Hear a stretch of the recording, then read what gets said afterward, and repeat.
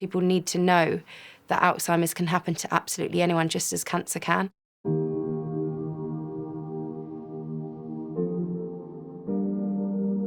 When we were growing up, Mum was absolutely bonkers.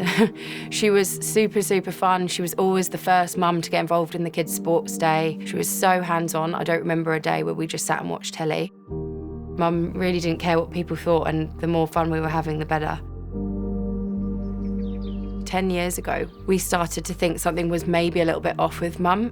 At the time, we put it down to a little bit of depression because of my parents' breakup. Then we started to notice more sort of worrying changes, like hitting a lamppost when she's driving their car, or putting odd objects like in the freezer or in the washing machine.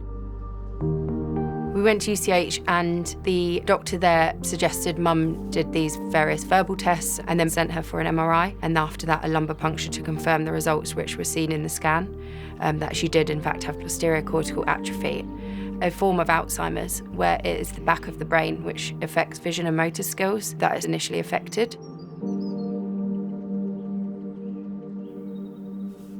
She was devastated. She cried.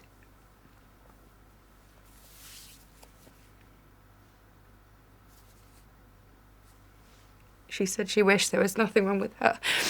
She was embarrassed.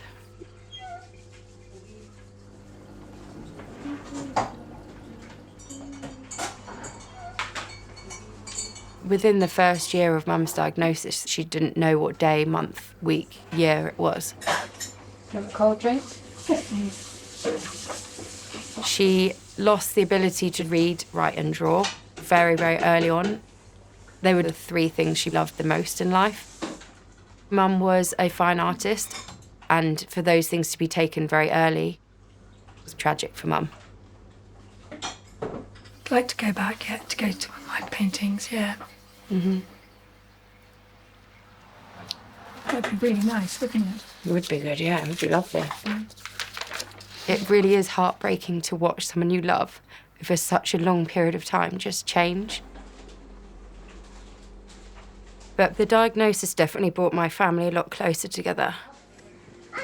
We very quickly adjusted and always promised that we would do whatever was needed to keep Mum happy.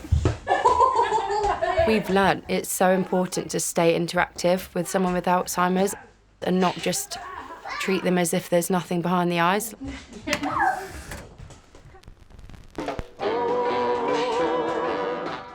Laws was always a big dancer. She used to hoik around the dance floor at any opportunity.